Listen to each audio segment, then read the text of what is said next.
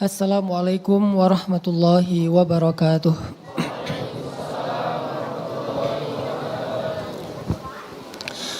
Alhamdulillahi rabbil alamin. Alhamdulillahilladzi ahalla lana syahrun mubarak, syahrul ramadan syahrun mubarak. Asyhadu an la ilaha illallah wahdahu la syarikalah. Wa asyhadu anna sayyidana Muhammadan abduhu wa rasuluhu alladzi la nabiyya ba'dah. Allahumma salli ala sayyidina Muhammadin fil awwalin wa salli ala sayyidina Muhammadin fil akhirin wa salli ala sayyidina Muhammadin fil mala'il a'la ila yaumiddin. Rabbana hab lana hukman wa alhiqna bis salihin. Rabbi shrah li sadri wa yassir li amri wahlul 'uqdatan min lisani yafqahu qawli amma ba'd. Teman-teman sekalian, jamaah salat Isya dan tarawih yang dirahmati Allah Subhanahu wa taala. Suatu ketika ada seorang laki-laki yang bercerita kepada gurunya, kepada syekhnya. Dia bilang, "Wahai syekh, saya punya seorang teman yang berhutang kepada saya sekian ratus juta. Lalu setelah dia berhutang, saya tidak bisa menagih dan tidak bisa menghubungi dia karena dia hilang kontak. Nomornya ganti, terus dia pindah tempat tinggal. Sehingga saya mencari tentang keberadaan dia, gak ketemu. Cari nomor telepon dia yang baru gak ketemu. Saya hubungi keluarganya gak ada yang tahu. Saya hubungi teman-temannya gak bisa. Pokoknya saya benar-benar kehilangan jejak dia sudah 1 tahun. Padahal dia berjanji setelah beberapa bulan akan mengembalikan uang saya. Tapi tiba-tiba dia hilang jejak. Apa yang harus saya lakukan, Syekh?" kata orang ini. Syekhnya bertanya, "Siapa saja yang sudah kamu hubungi?" Orang ini ulang lagi ceritanya, "Saya sudah menghubungi dia, gak bisa. Saya hubungi temannya gak bisa, saya hubungi keluarganya gak bisa, saya hubungi siapapun gak bisa." Kemudian syekhnya balik bertanya, "Apakah kamu sudah menghubungi Tuhannya? Apakah kamu sudah menghubungi Allah?" kata syekh ini. Seketika dia termenung, dia diam, dia bingung dengan pertanyaan ini dan sekaligus dia kayak jadi sadar. Oh iya, cuman itu yang belum saya hubungi. Sejak orang itu pergi, saya sudah menghubungi dia berkali-kali. Saya hubungi keluarganya, hubungi istrinya, hubungi teman-temannya, sahabatnya, tapi tidak ada hasil. Satu-satunya yang belum saya hubungi cuman Tuhannya. Satu-satunya yang belum saya hubungi cuman Allah. Akhirnya syekh ini memberikan nasihat, "Ya fulan, mulai sekarang stop hubungi manusia. Mulai sekarang kamu stop hubungi dia, cari tahu tentang dia, hubungi keluarga dia, teman-teman dia. Mulai sekarang coba kamu fokus hubungi Allah saja. Ceritakan masalahmu kepada Allah. Curhat di sepertiga malam terakhir. Perbaiki hubungan kamu dengan Allah. Semoga Allah yang akan mendatangkan dia kepadamu." Setelah mendengar nasihat ini, akhirnya dia pulang ke rumah, dia tafakur, dia renungkan. Kayaknya ini yang selama ini saya belum lakukan. Mulai malam itu dia tahajud, dia perbaiki ibadahnya, dia sholat subuh tepat waktu, dia berdoa, dia curhat, dia wirid, dia zikir. Malam pertama dia tahajud, paginya ada telepon bunyi. Nomornya gak dikenal. Dia angkat, pas dia angkat orangnya ngomong, "Ya fulan, kamu masih ingat saya?" "Siapa ya?" "Saya adalah teman kamu," disebutkan namanya, "yang setahun yang lalu meminjam uang kamu sekian ratus juta. Maaf, saya waktu itu kepepet, saya gak bisa mengembalikan uang kamu. Dan saya juga gak tahu gimana jalan keluarnya sehingga saya menghilang. Saya mengaku salah. Tapi mulai hari ini saya berjanji akan mencicil hutang kamu sedikit demi sedikit. Bolehkah saya minta nomor rekening kamu?" Orang ini kaget. Ini benar gak nih mau nyicil? Jangan-jangan mau nambah nipu, minta nomor rekening. Tapi dia gak punya pilihan. Kalau dia mau uangnya kembali, satu-satunya harapan dengan memberikan nomor rekening. Akhirnya dia berikan nomor rekening walaupun agak setengah percaya. Gak lama kemudian dapat notifikasi ada uang masuk, mulailah dia mencicil hutang orang tersebut. Walaupun angkanya gak banyak, tetapi dia mulai mencicilnya. Selang beberapa bulan setelah hutang ini hampir lunas, udah lebih dari setengah dia cicil, anak muda ini kembali ketemu dengan syekhnya. Kebetulan syekh itu gak tinggal di kota tersebut, dia tinggal di kota yang lain. Waktu pertama ketemu, syekh itu lagi dakwah di situ. Selang beberapa bulan kemudian syekhnya datang lagi ke kota tersebut. Kemudian anak muda ini cerita kepada syekhnya, "Syekh, terima kasih setelah mendengar nasihat dari syekh. Setelah syekh suruh saya berhenti menghubungi manusia, hanya fokus untuk menghubungi Allah saja, maka malam setelah bertemu dengan syekh itu saya pun tahajud. Saya mencoba menghubungi Allah, menceritakan masalah saya kepada Allah. Dan ajaibnya syekh, pagi hari orang yang berhutang menelpon saya dan hari itu juga dia mulai mencicil utang saya. Dan sekarang hampir lunas syekh." Kemudian syekh ini memberikan nasihat kepada anak muda tersebut. Kata syekh ini, para ulama memberi kita nasihat. Man aslaha ma bainahu wa bainallah, aslahallahu ma bainahu wa bainan nas. Siapa yang memperbaiki hubungan dia dengan Allah, Allah akan perbaiki hubungan dia dengan manusia. Dari cerita kecil ini, saya mendengar cerita ini di sebuah ceramah dari seorang syekh di Timur Tengah, di Arab. Dari cerita kecil ini, kita memahami sebuah quotes atau sebuah hikmah. Selama ini kita ketika ada masalah dengan manusia, kita hanya fokus dengan manusianya. Kita fokus dengan masalahnya. Karena manusia itu sumber masalah. Dia yang buat masalah, tapi dia pula yang kita harapkan menyelesaikan masalah. Padahal dia yang membuat masalah. Kita fokus hanya kepada manusia. Ketika suami istri bermasalah, mereka hanya fokus sesama mereka saja. Suami mikirin gimana nih cara supaya istri gak ngambek lagi. Istri mikirin gimana nih supaya suami gak marah lagi. Ketika kita ada masalah dengan orang tua, dengan mertua, dengan teman, dengan saudara, dengan tetangga, dengan teman kerja, dengan siapapun di antara manusia, ketika kita punya masalah, kita hanya fokus bagaimana menghubungi mereka. Bagaimana islah dengan mereka. Bagaimana berkomunikasi dengan mereka. Kita lupa. Banyak dari masalah kita solusinya ada di langit bukan di bumi. Bahkan bukan banyak, semua masalah kita. Semua masalah kita yang ada di bumi, solusinya tuh enggak di bumi, solusinya itu ada di langit. Sehingga salah satu hakikat yang harus kita pahami dalam keimanan kita, ketika kita punya masalah dengan manusia, sebelum kita memperbaiki urusan dengan mereka, coba perbaiki dulu urusan kita dengan Allah Subhanahu wa taala. Karena man aslaha ma bainahu wa bainallah, aslahallahu ma bainahu wa bainan nas. Siapa yang memperbaiki hubungan dia dengan Allah, Allah akan perbaiki hubungan dia dengan manusia. Nanti Allah yang akan cari jalan gimana supaya dia islah dengan manusia. Ini mirip dengan sebuah analogi dalam pernikahan yang saya juga sering sampaikan di acara akad nikah atau di ceramah-ceramah. Hubungan suami dengan istri itu, kalau kita bikin grafiknya atau garisnya, itu kayak segitiga sama kaki. Segitiga sama kaki kan? Yang lebih tinggi ke atas.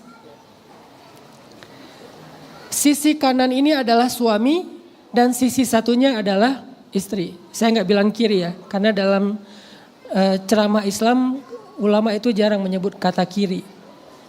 Dulu ketika saya ikut acara audisi tilawah Al-Quran di Mesir, di 2 channel TV, namanya Iqra TV sama Fajar TV.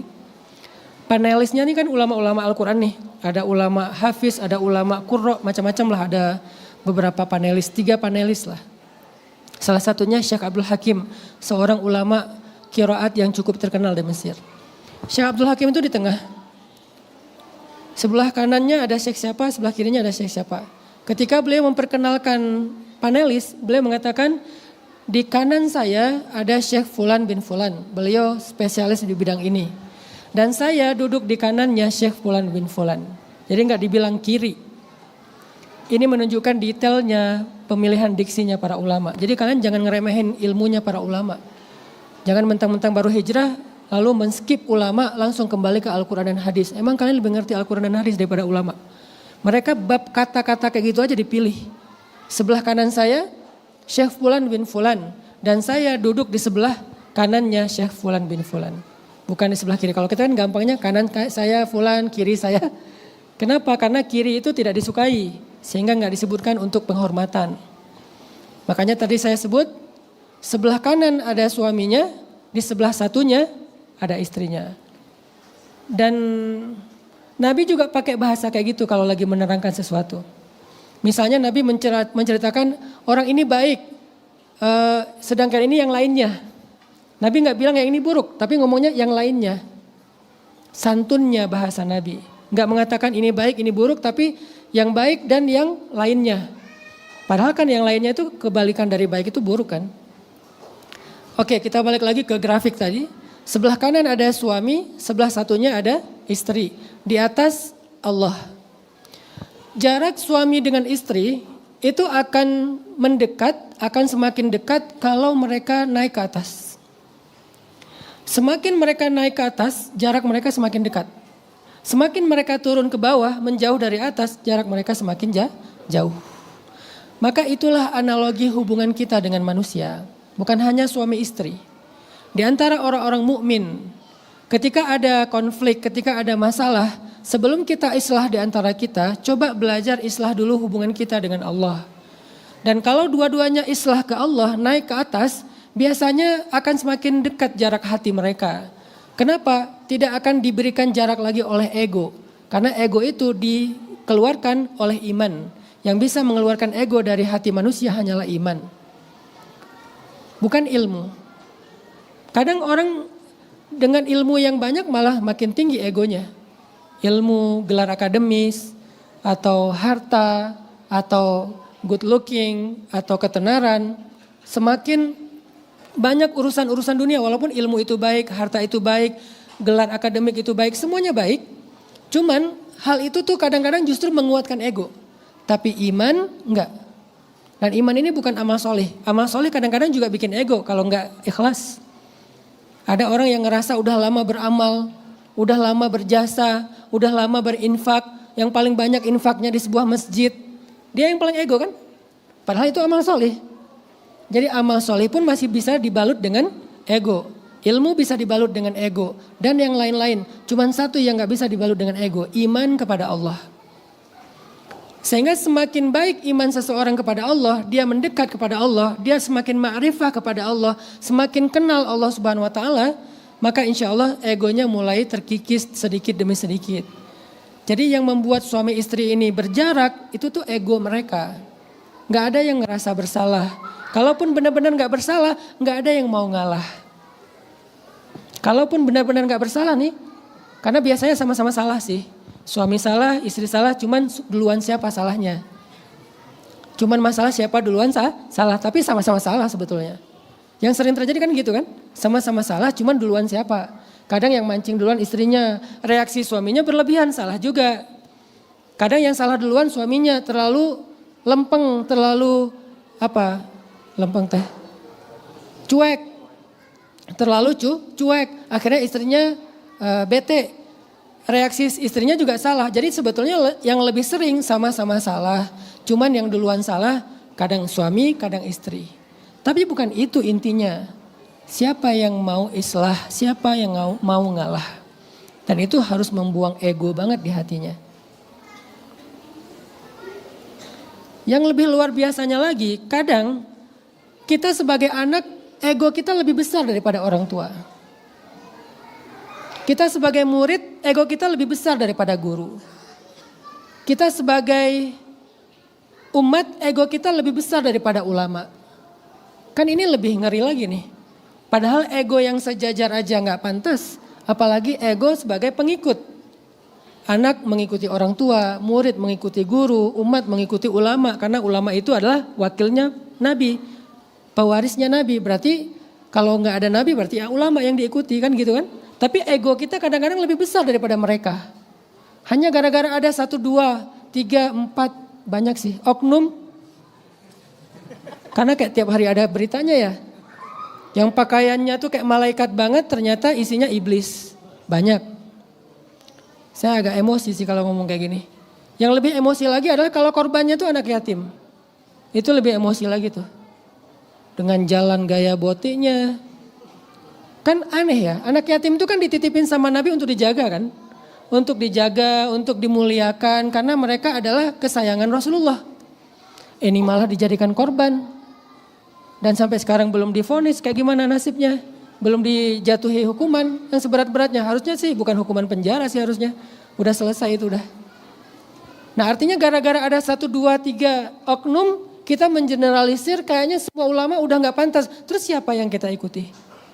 Jangan-jangan oknum-oknum ini adalah cara syaitan untuk menghilangkan pengaruh para ulama di antara umat. Sehingga gara-gara mereka kita gak respect lagi sama ulama. Kita nggak mau lagi ngikutin ulama. Ketika umat kehilangan ulama, itu kayak orang yang ada di negeri terasing kehilangan gaet. Mau lari kemana dia? Muter aja di jalan-jalan yang sama. Karena nggak ada gaet lagi. Jadi gimana pun kita tetap butuh gaet. Kalau ada gaet yang misalnya melakukan kesalahan, ya bukan berarti kita datang ke satu negeri nggak pakai gaet lagi. Tetap pakai gaet. Artinya ego yang membuat kita akhirnya nggak mau islah. Suami istri nggak mau islah. Orang tua dengan anak dengan orang tua nggak mau islah, murid dengan guru nggak mau islah, saudara dengan saudara nggak mau islah, tetangga, teman, sahabat nggak mau islah, itu pasti ego. Dan ego itu nggak bisa dihilangkan dengan apapun kecuali iman. Kecuali dengan iman. Berarti harus naik ke atas nih, mendekat ke Allah. Baru kita bisa buang ego kita. Siapa yang memperbaiki hubungan dia dengan Allah, Allah perbaiki hubungan dia dengan manusia. Selama ini ketika kita punya masalah dengan seseorang, siapa duluan yang kita hubungi? Teman curhat? Yang kemudian malah jadi adu nasib? Kita curhat, dia curhat balik? Atau kita ngubunginnya sosial media, netizen dengan update status dan story? Apa manfaatnya kita hubungin mereka? Gak ada manfaat sedikit pun. Malah sekarang salah satu di antara kemewahan itu adalah ketika seseorang gak terlalu banyak mengupload kehidupan pribadinya di sosial media. Itu kemewahan, itu cowok keren hari ini tuh yang jarang posting. Cowok keren, berarti saya gak keren. Emang gak keren sih, jadi jangan ikutin saya lah.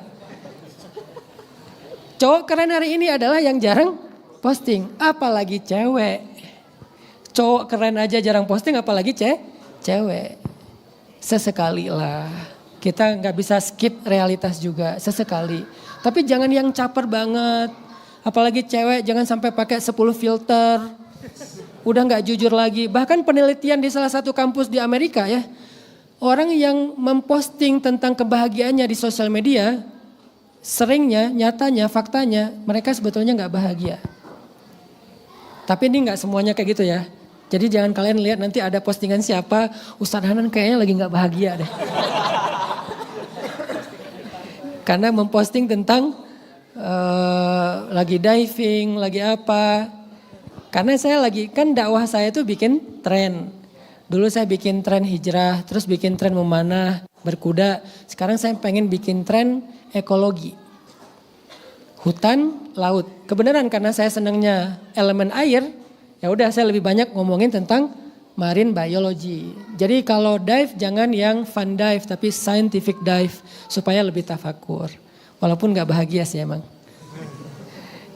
Artinya bahwa yang pertama kita hubungi itu kadang manusia, netizen lah, teman curhat lah, atau siapa di antara orang yang ada di sekeliling kita. Padahal yang bisa menyelesaikan masalah kita bukan mereka. Mereka tetap baik, curhat itu penting untuk kesehatan mental, terutama untuk orang yang kita percaya banget dan amanah menjaga rahasia. Tapi yang pertama banget mendengar cerita kita siapa dulu nih? Padahal Nabi Yakub alaihissalam ketika beliau punya masalah dengan anak-anaknya, apa kata-kata Nabi Yakub? Innama ashku bathi wa huzni ilallah, wallahul musta'an ala ma tasifun. Aku hanya ceritakan keluh kesahku dan kesedihanku kepada Allah saja. Dan aku berlindung kepada Allah dari semua ucapan-ucapan kalian, perilaku kalian. Itu kalimat Nabi Yakub ketika beliau punya masalah dengan anak-anaknya. Sebelum beliau menasihati mereka, sebelum beliau mengislah di antara mereka, yang pertama mendengar cerita beliau adalah Allah, Tuhan beliau. Gak apa-apa cerita kepada manusia, tapi jangan sebelum Allah, setelah Allah. Ceritakan dulu sama Allah, perbaiki dulu hubungan dengan Allah. Sayyidah Zainab binti Jahsy, salah satu istri Nabi SAW, pernah menceritakan kehebatan dan bukan kehebatan ya, tahadus bin nimah ceritanya. Lagi menceritakan kebahagiaan beliau menikah dengan Rasulullah kepada Aisyah. Kata Sayyidah Zainab, Aisyah, aku dinikahkan dengan Rasulullah itu oleh Allah langsung. Sampai turun ayat supaya Rasulullah melamar aku loh. Kata Aisyah, aku ketika lagi difitnah, Allah ngebelain aku. Sampai turun ayat banyak ngebelain aku. Sehingga semua orang minta maaf sama aku. Sehingga akhirnya Zainab mengatakan, Aisyah, kamu lebih hebat dari aku. Mereka tuh saling ngalah ya, bukan saling mengalahkan. Saling ngalah. Akhirnya Sayyidah Zainab yang ngalah duluan mengatakan, Aisyah, kamu lebih hebat dari aku. Kenapa Sayyidah Zainab ngalah? Karena pengen belajar. Mereka tahu Sayyidah Aisyah ini seorang ulama perempuan. Jadi kalau dengan ulama mending ngalah supaya dapat hikmah. Kalau kita menang dengan ulama, kita nggak belajar apa-apa.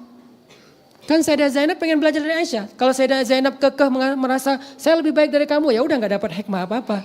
Akhirnya Sayyidah Zainab mengatakan, kamu lebih baik wahai Aisyah. Ajarin dong, kamu rahasianya apa sampai dibela sama Allah. Apa jawaban Sayyidah Aisyah? Ketika tidak ada satu orang pun yang membela aku, termasuk ayahku, termasuk suamiku, Rasulullah SAW, karena aku difitnah, aku cuman curhat kepada Allah. Aku mengatakan apa yang dikatakan oleh Yakub alaihissalam. Innama ashku bathi wa huzni ilallah wallahul musta'an ala ma tasifun. Dan aku juga mengucapkan kalimat hasbiyallah wa ni'mal wakil. Nanti kalian baca tafsir tentang keajaiban kalimat hasbiyallah wa ni'mal wakil. Ternyata rahasia Sayyidah Aisyah itu bisa islah dengan manusia. Sehingga fitnah yang menimpa beliau itu bisa clear dan beliau dibela. Ternyata beliau perempuan yang mulia, perempuan yang terhormat. Itu rahasianya bukan curhat kepada Nabi. Bahkan ketika Nabi datang tabayun sama Aisyah, Aisyah gak cerita apa-apa. Kan Nabi sempat nanya sama Aisyah, Aisyah coba ceritain kepada aku gimana ceritanya. Kata Sayyidah Aisyah, ya Rasulullah, kalau aku katakan bahwa itu bohong, mungkin Rasulullah gak percaya. Kalau aku katakan itu benar, Allah Maha tahu itu bohong. Cuman gitu ngomongnya. Gak ngomong panjang lebar. Ya aku tuh waktu itu gini-gini, aku ketiduran terus ketemu dengan Sofwan. Sofwan gak ngapa-ngapain, cuman megang tali kekang onta doang. Aku duduk di atas panjang lebar. Kan harusnya gitu kan ceritanya kan.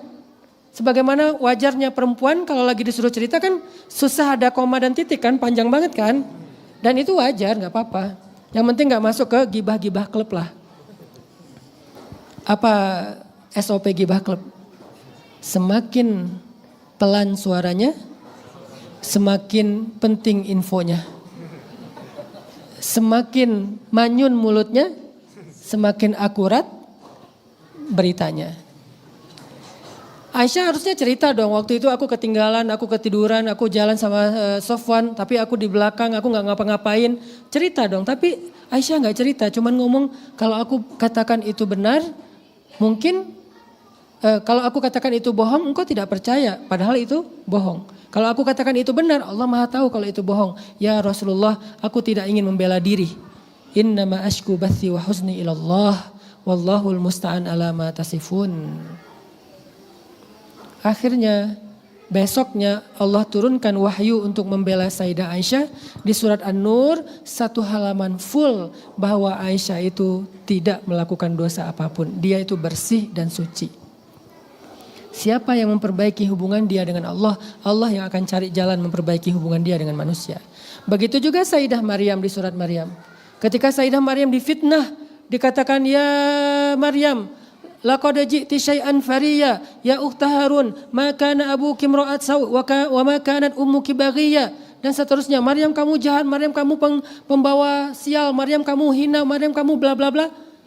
Sayyidah Maryam enggak membalas satu pun kata-kata mereka. Karena Sayyidah Maryam cuma nurut apa brief dari Allah. Kata Allah diam, ya udah diam. Padahal kan kita secara naluriah pengen bela diri kan. Tapi Sayyidah Maryam tahu, daripada saya bela diri, mending Allah yang belain. Biar dibela Allah, saya harus diam. Akhirnya diam. Fa asyarat ilaih. Asyarat dari bahasa Arab jadi bahasa Indonesia. Isyarah jadi isyarat. Fa asyarat ilaih. Dia memberikan isyarat kepada bayinya. Mereka bingung gimana bicara dengan bayi. Tiba-tiba bayinya yang membela ibunya.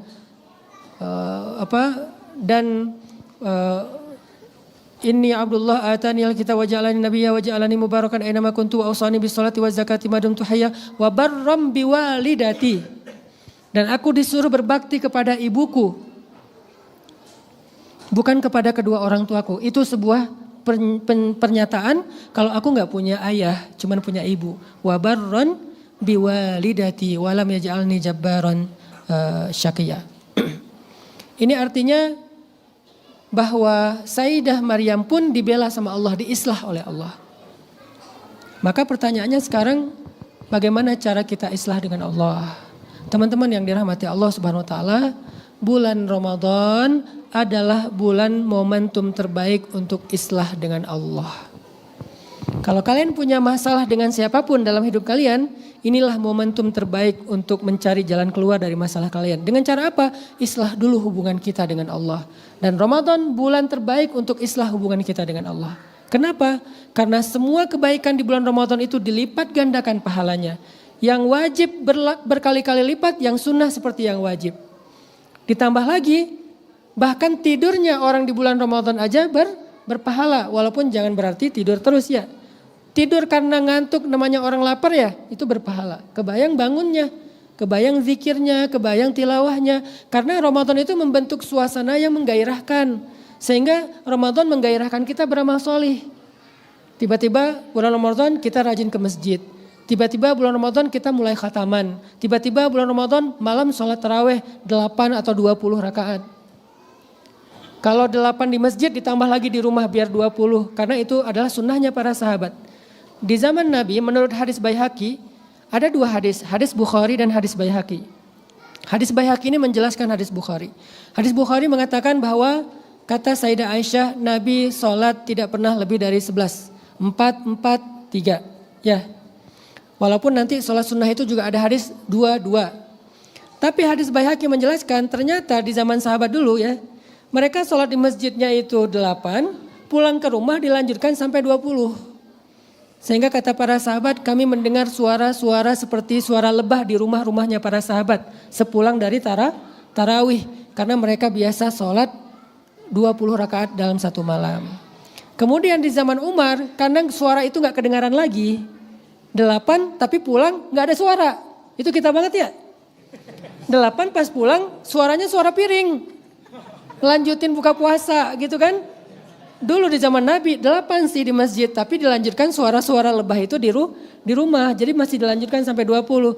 Pas di zaman Umar, namanya juga generasi udah berubah ya, nggak sekeren zaman sahabat. Oh 8 tetap pas pulang nggak ada suara. Kemudian Umar mengatakan, aku akan kumpulkan mereka di masjid untuk melaksanakan 20 rakaat. Akhirnya dipaksalah di masjid 20 rakaat. Setelah itu Umar mengatakan, inilah bid'ah yang paling aku suka. Artinya bid'ah, karena di zaman Nabi nggak kayak gitu, tetapi Umar suka karena nggak salah. Karena yang definisi bid'ah menurut ulama itu adalah sesuatu yang dibaru-barukan dan menyelisihi sunnah. Bukan sesuatu yang dibaru-barukan titik, bukan. Yang menyelisihi sunnah. Kalau tidak menyelisihi sunnah seperti Umar, cuman beda tempat saja, maka disebut dengan ni'mal bid'ah hadhih.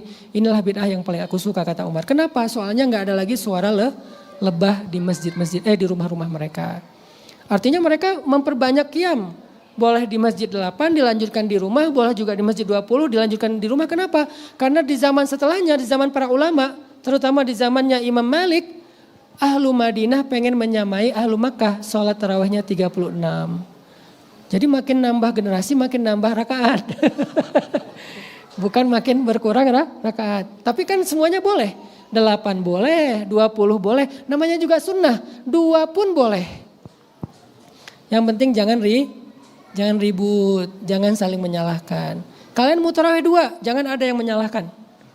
Ada satu masjid tarawihnya cuma 2 rakaat. Udah biarin aja.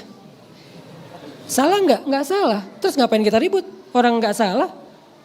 Kita mau bikin nih Masjid Rohila, sholat tarawih Ramadan 2 rakaat. Pasti penuh saya yakin. Tapi 1 rakaatnya 1 juz. Jadi 1 malam 2 juz. Yang imamin cuma bisa Ahmad, Ustadz Adri, Ustadz Lukman. Kita mah amin-amin aja di belakang. Artinya 2 pun gak salah, 4 juga gak salah, 6 juga gak salah. Apalagi lebih dari itu. Jadi tergantung kuatnya kita berapa. Intinya kenapa kita perbanyak sujud, perbanyak ruku, perbanyak rakaat, perbanyak tilawah, perbanyak zikir? Karena kita pengen islah dengan Allah. Pengen memperbaiki hubungan kita dengan Allah. Supaya Allah yang akan memperbaiki hubungan kita dengan manusia. Semoga Ramadan benar-benar kita bisa programkan bulan ini bulan islah saya dengan Allah. Jadi jadikan itu azam kalian. Bulan ini saya pengen islah sama Allah. Selama ini saya udah banyak masalah sama Allah. Dosanya banyak, ibadahnya kurang, dan segala macam lah. Sekarang saya pengen islah, pengen perbaiki semuanya, perbaiki ibadah, perbaiki yang halal-halal dari yang haram. Pokoknya perbaiki hidup kita. Sehingga setelah Ramadan mudah-mudahan Allah akan islah urusan kita dengan manusia. Barakallahu fikum. Yuk kita lanjutkan dengan sholatul tarawih.